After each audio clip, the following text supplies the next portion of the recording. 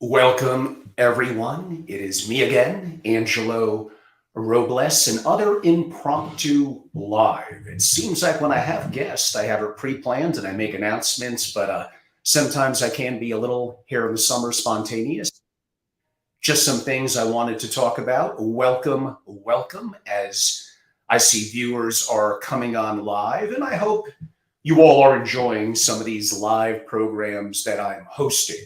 So, yesterday, I did a little program on billionaires in terms of my research and hopefully some insights into mindsets and traits. And again, it was a little glimpse, but I hope some of you found that valuable.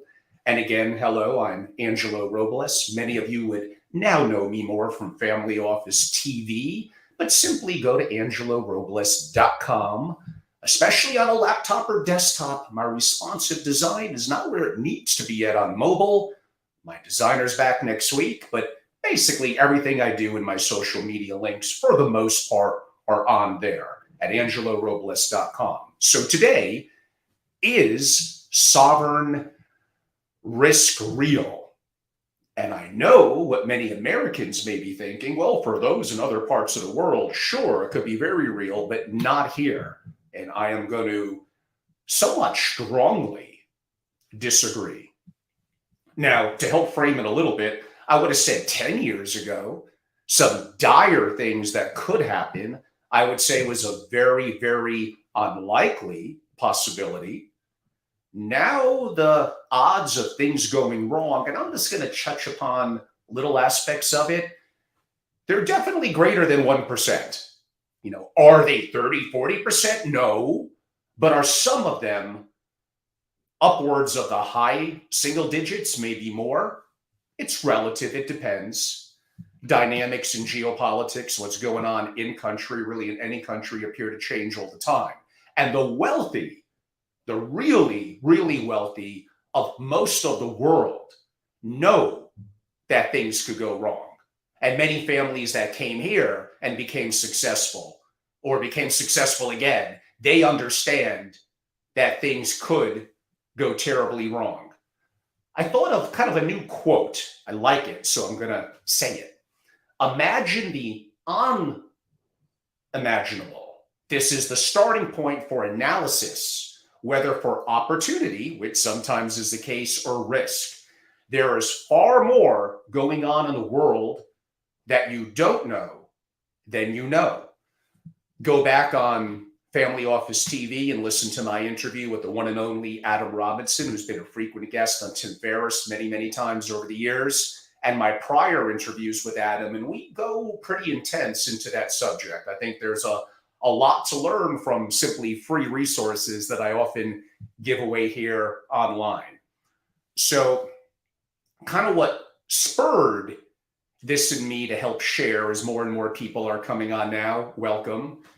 When I did my billionaire one yesterday and I spoke a little bit about my masterclass, well, this is one of the three core subjects in one of the series of my masterclass that effectively me and my faculty teach: sovereign risk and disaster preparedness for family offices. I've been on this journey for over 15 years, but the journey on this topic really took note to me early during COVID, so about 3 years ago, and really picked up in the last year, especially for me in the last, I would say, 6 months. And there are so few resources, especially to family offices out there. And I feel sorry for many of you that truly want to do the best you could inside a family office, want to potentially work for a family office, or are servicing the community, having deeper insight that is critical thinking, intellectual, and deep. I mean, kind of good luck. It's pretty sparse. And I was a part of it, being the founder of Family Office Association and CEO for many years. And I don't know, maybe a part of the problem too. So again, you have to reflect and you have to learn and you have to move forward. But back to the core issue is I want to provide a level of knowledge. So my masterclass goes multi-day with multiple faculty and goes incredibly deep, including solutions. But today, covering it a little lightly, is sovereign risk real. It is incredibly real. It can take one day for something to go terribly wrong, to destroy what you or your family has built over decades. I mean, what do you think? Bad news tends to happen fast, while good news moves slowly.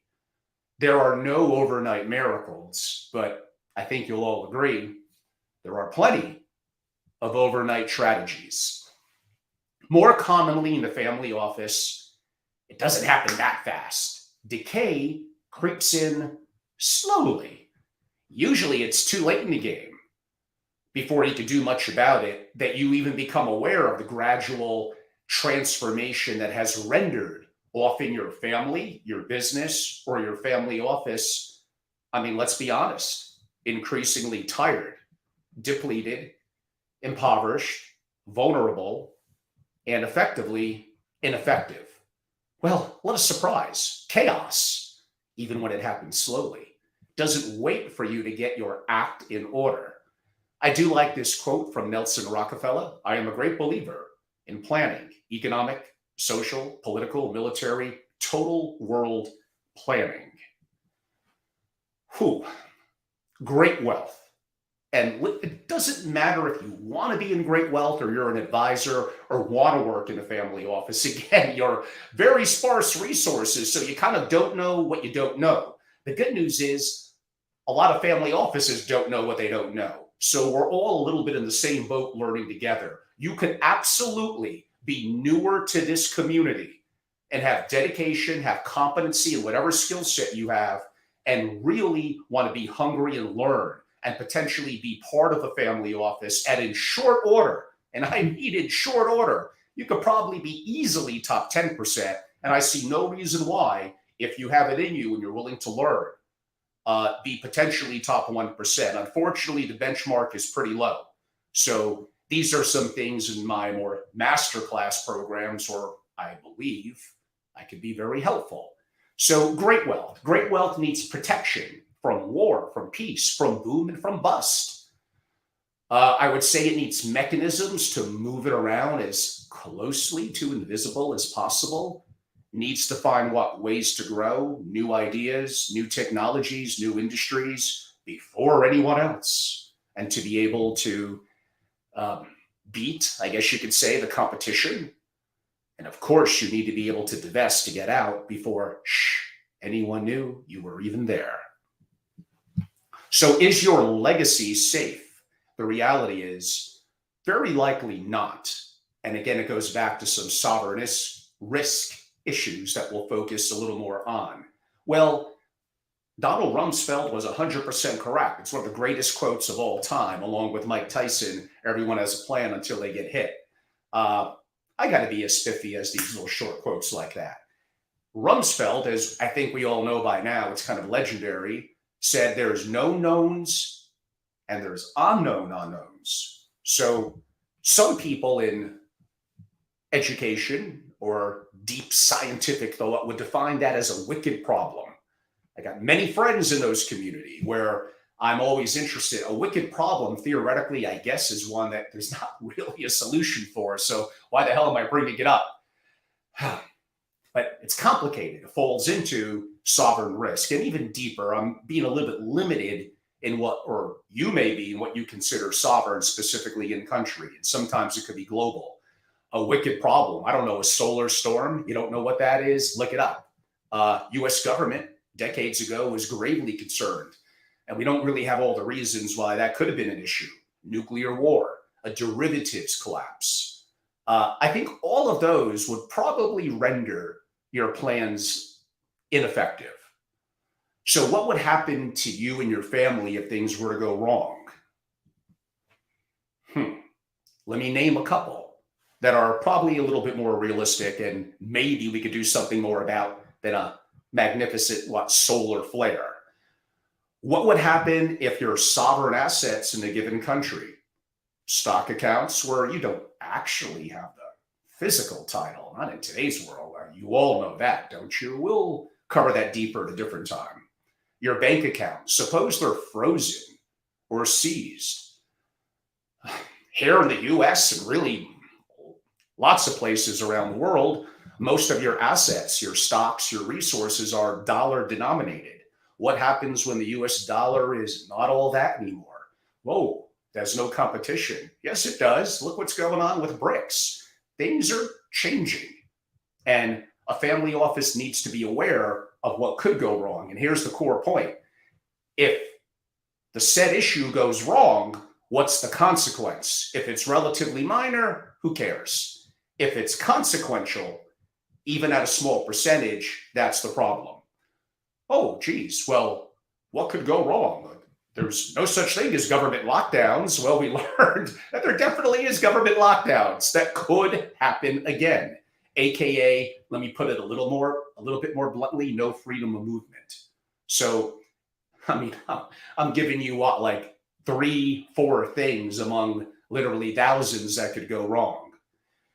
There are major questions that every family of great wealth and their family office and the advisors need to be acting on, considering how to ensure continuity. And that's a key word of mine, family continuity. It's deeper than wealth preservation, although that's a part of it. In widespread civil unrest. You think that can happen here? You're kidding yourself.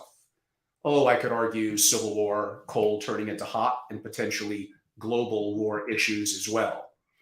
So sovereign risk include, but are not limited to political risk, war risk, tax risk, regulatory risk, programmable money, central bank digital currency risk, inflationary risk, currency risk, government confiscation, bank risk. Oh, we were aware of that this spring, weren't we? Cyber risk, travel lockdown, lack of freedom, monetary policy, financial derivatives, terrorism. I could go on and on. Governments make the rules. They also change the rules. You don't think they could also take your passport?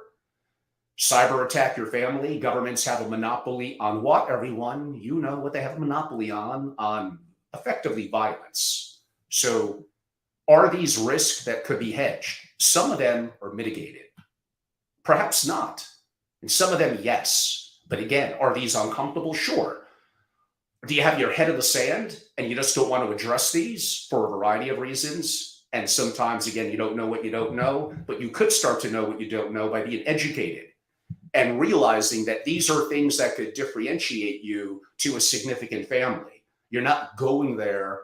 You know, most of what many of you do from the legal and accounting side, listen, I talk to these families. I know it's a commodity. Come on, let's face it. Let's just face the facts and be realistic. It's a commodity. There's a tiny percentage of you that are so uber competent and creative and maybe pushing some boundaries where that extra premium you or your firm charges could, for certain families, be worth it. But I would even argue then, do we need to bring you internal or could that be outsourced? And even for other advisors, you need to be competent.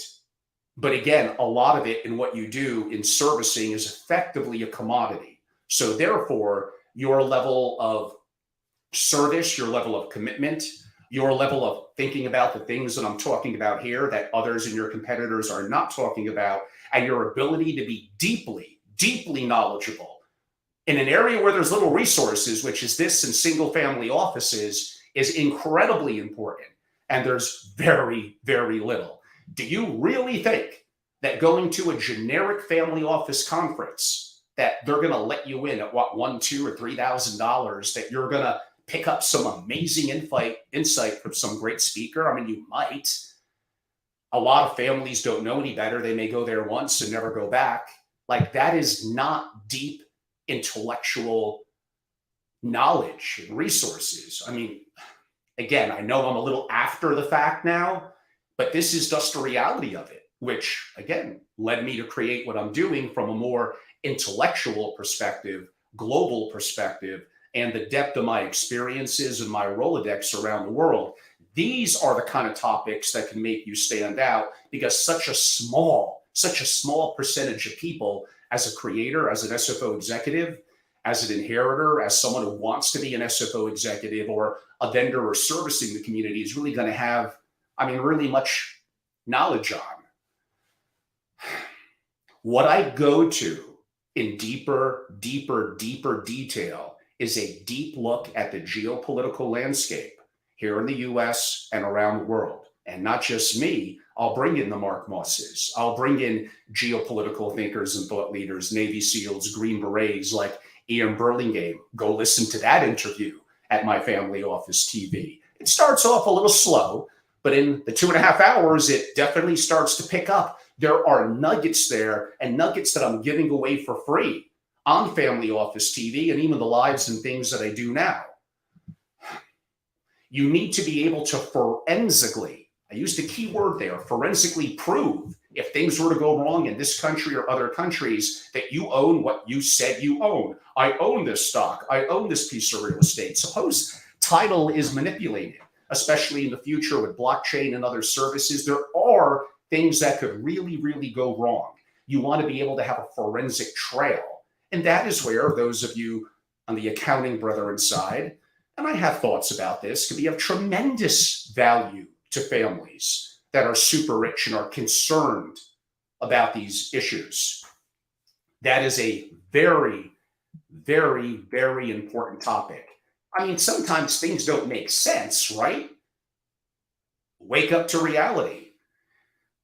It's impossible to predict how the world will react when bad things happen, which, are all the time.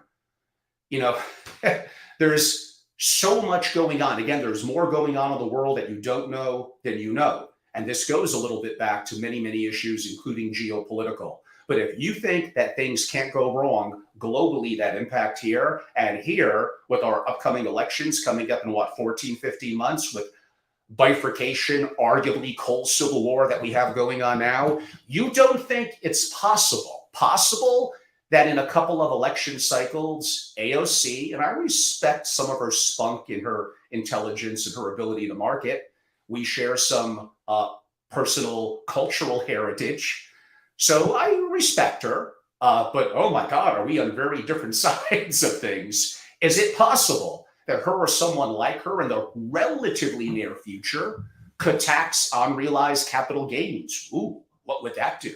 I mean, we have a massive deficit here. How are we going to address it? What happens to the super rich around the world during revolutions that we've seen in the past? Russia, Germany, France, England.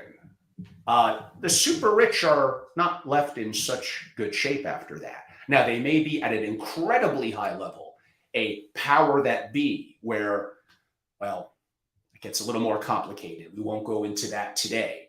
But these are all issues that you all should be gravely, I would say, concerned about and could provide value, whether you're working in an SFO or looking to service and be familiar with one. These are really important issues because they're devastating should they happen. But you need to have the right intellect, the right resources. And yes, of course, me and my programs are definitely going to be a part of that. Not the only one, but coupled within the confines of the family office community, that's pretty rarefied air. Yes, there are others I respect. It's not just me. I think Francois Bothwa does a great job. Jan Peke in Germany. I think Peter, now running Fox, Family Office Exchange. I think they all do something good. Richard in Australia, Milroy. So these are friends of mine. These are relationships. Some of us are part of private clubs of family office membership organizations that get together and share ideas and share notes or disagree. But again, I've been in this community a long time. I'm unfortunately younger than I look. I've seen a lot. I've traveled the world. I've met with billionaires, with families, with entrepreneurs, with those that service the community. I've coached and consulted. I've created over 20 or reimagined over 20 family offices, including for multiple billionaires. You know, I've learned a thing or two in my travels. And their great concern is going to be continuity of their family. And their SFO's core job is that Now, it's a little different subject, continuity of the SFO, meaning family office. Most don't last more than 15 years. Most really aren't that good.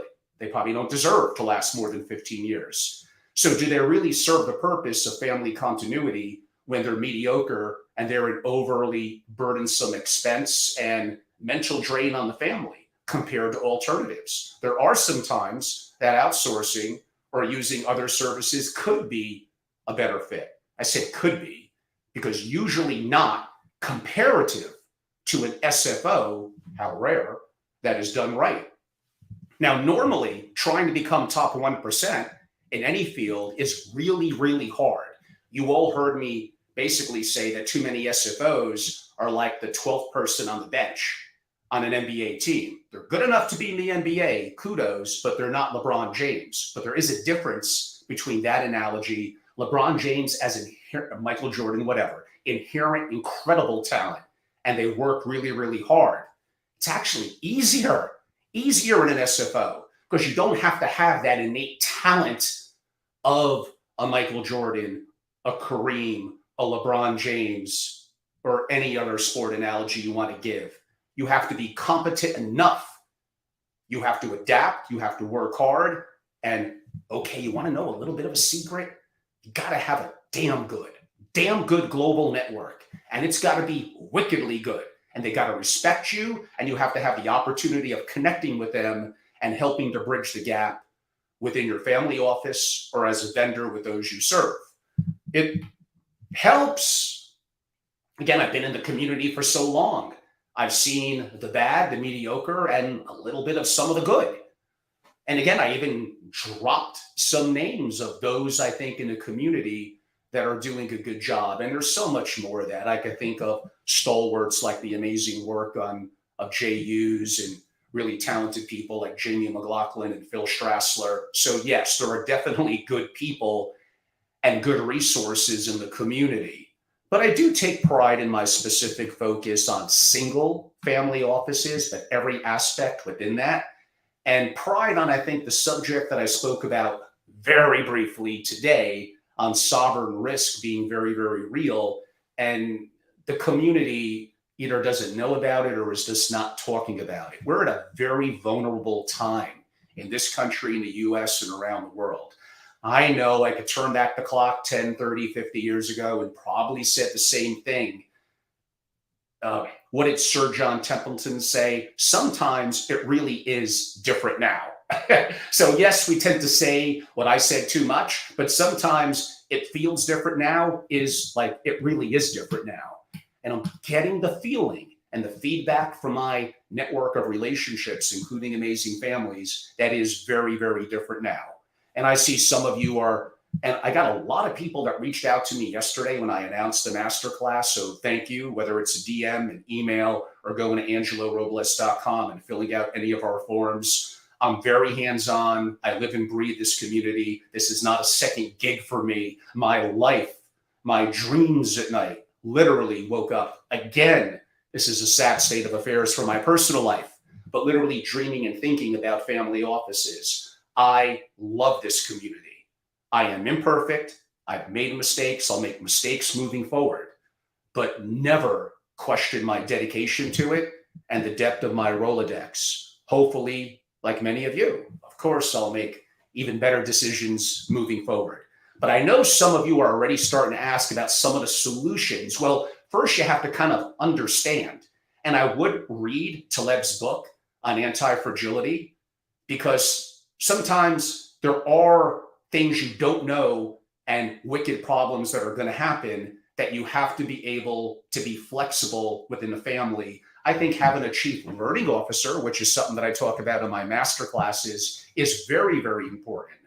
Some of that work I've done outsourced, mainly with rising generations within families around the world. I don't know if my time really allows to do, even though financially profitable, I'm just juggling a little bit of my Angelo Robles enterprises and all that I'm doing, which is described in angelorobles.com. So it's hard until I start to build a team for me to have time and capacity to do everything. I need to be careful, and some things I do need to leave on the cutting room floor. There is no easy answer to the little glimpse of some of the problems that I described about how things could go wrong in the US with the dollar, with the economy broadly, our massive deficit, derivatives collapse, banking issues, bifurcation like there's never been before. There's lots of problems. And to some degree, it's even worse in a lot of other parts in the world. Is this the land of the blind? Is the US the one-eyed giant? Maybe. But yes, in case you're wondering, a little bit of insight to some solutions are you need to be aware of what could go wrong and you need to have a game plan.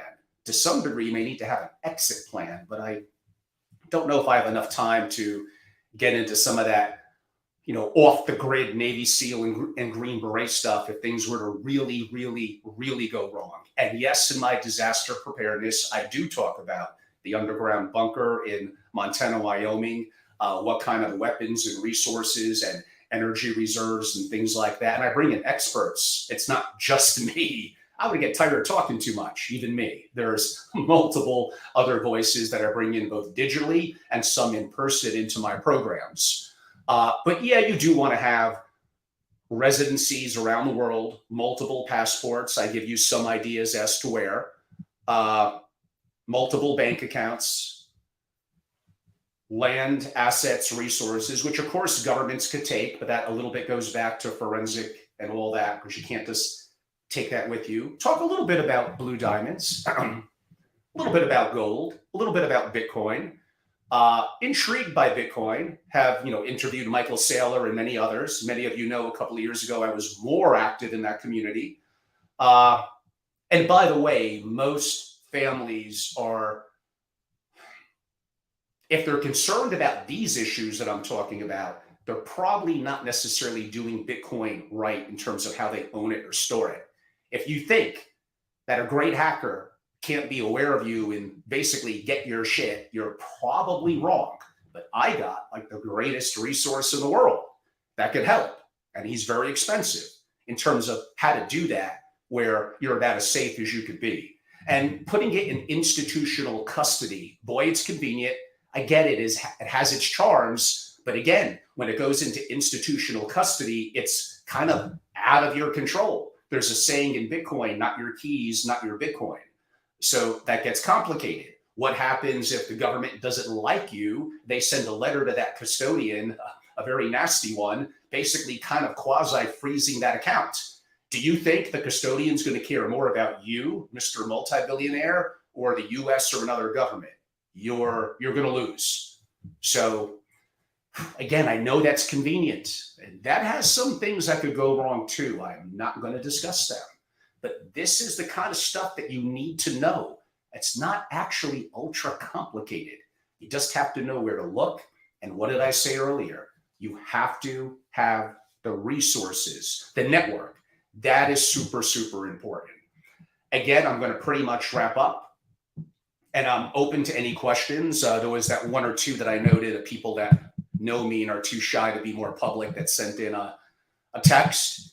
But I encourage you reaching out after the fact. But now would be great so your fellow peers and brethren could perhaps hear some of your questions and I could provide or impart whatever little bit of knowledge that I may know. And again, there's some things I may want to keep close to the vest. So those of you in whatever, LinkedIn, YouTube, Twitter, Facebook, feel free to ask away. And again, I'm trying the best I could in terms of giving back to the community and many of you that have been so kind to me over the years. There was a point about 20 years ago when I came into the family office world, man, like I knew nothing.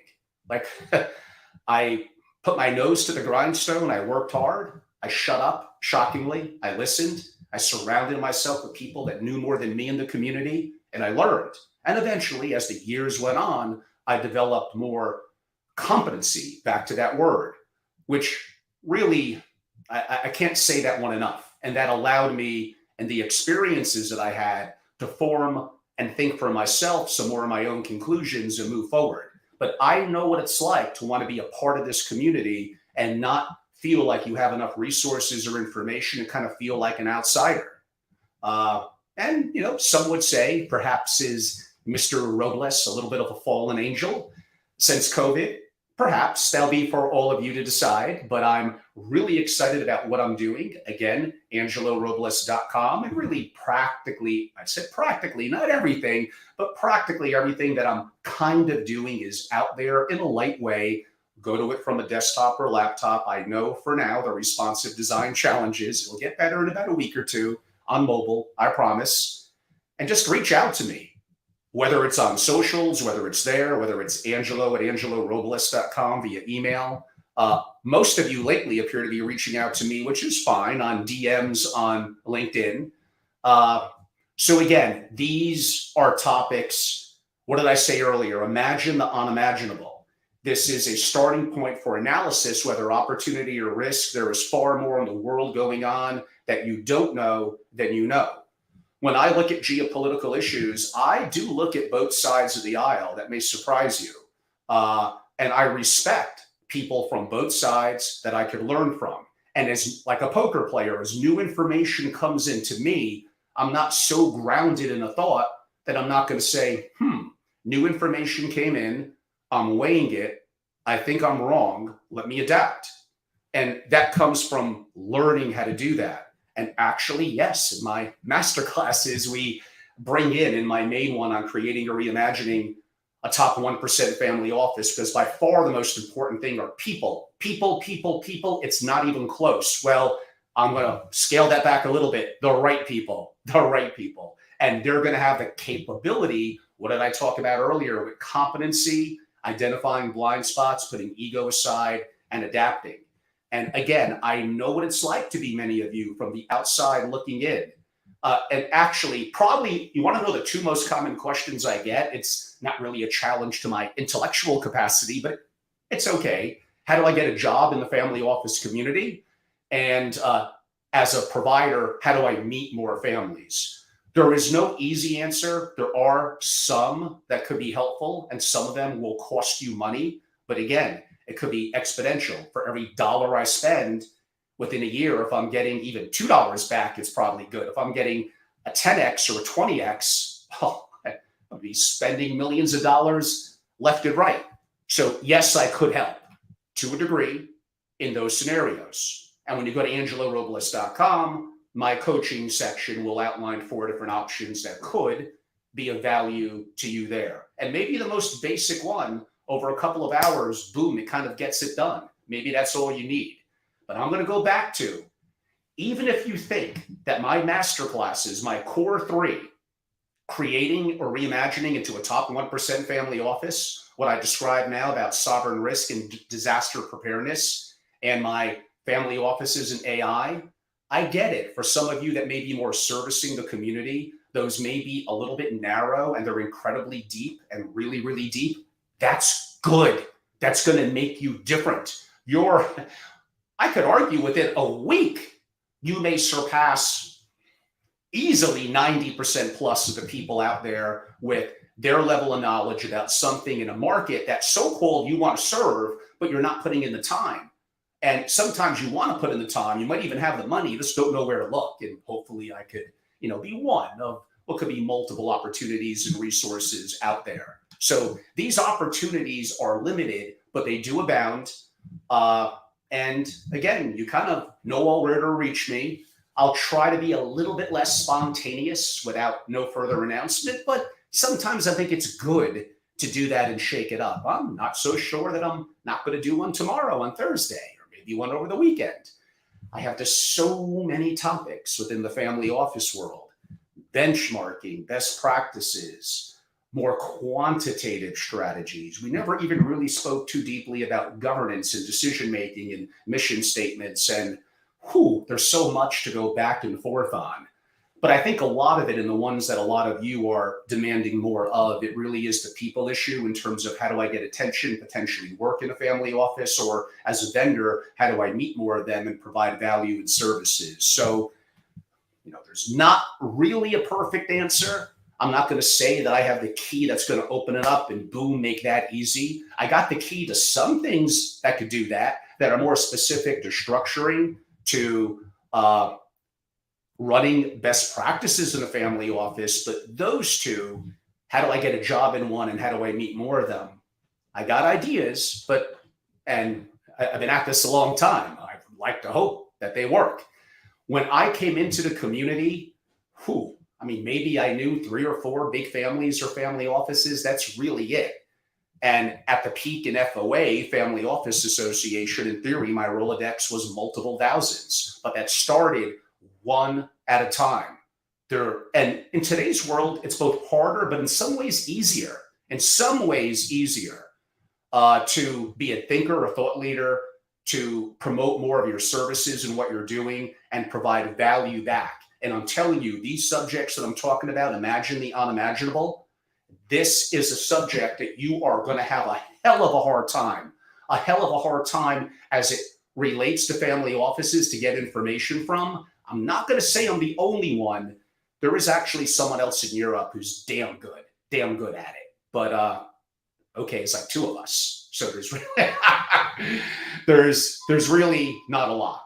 And even a lot of what I do with so-called experts in this community, yeah, they're an expert on like the one thing, Bitcoin and how to structure your wallet and do something like that, but they don't know anything about the other stuff. I mean, my God, in one of my projects, I looked into buying a submarine for a family. How about that? And that was about 2.5 years ago, relative to disaster preparedness. I had one person that insisted on talking to Elon Musk, and how could that happen? Well, making a nice philanthropic donation to one of his favorite charities, and I mean a really nice one, could potentially, at the right cost, make that happen. So I don't know, call it a consigliere, call me a fixer. In the family office world, I guess I would be down with that. Is that the Harvey Keitel from, what was that great movie in '94 again? Oh God, it's one of the greatest movies of all time. Pulp Fiction, of course. I'm a little old, so sometimes it takes a couple of seconds for the memory to kick in. But this is an interesting subject. I mean, I've given little variations on vulnerabilities in family offices a couple of weeks ago, and you'll hear me espouse some knowledge or interview a deeper thinker on the subject. But again, if you really want to jump off the cliff and dive in or immerse yourself in, be a part of what I'm doing. If you think you get comparable sources at other organizations and the price is better, go for it. Like, I just don't see where you're really going to get that level of hands-on, really deep intellectual prowess and instantly be able, through me, but that evolves as I get to know you, the depth of your Rolodex of those that are the deeper thinkers and thought leaders that you're going to have access to is really, I think, the glue that kind of holds all this together. So on that note, this was a lot of fun. I hope you all enjoyed it. I have some more writing to do. I have a quick little podcast I'm going to record, of course, on family offices. What else do I do? Again, it's my life. I wouldn't have it any other way. I love it. You're all great. Reach out. It's my pleasure. Thank you.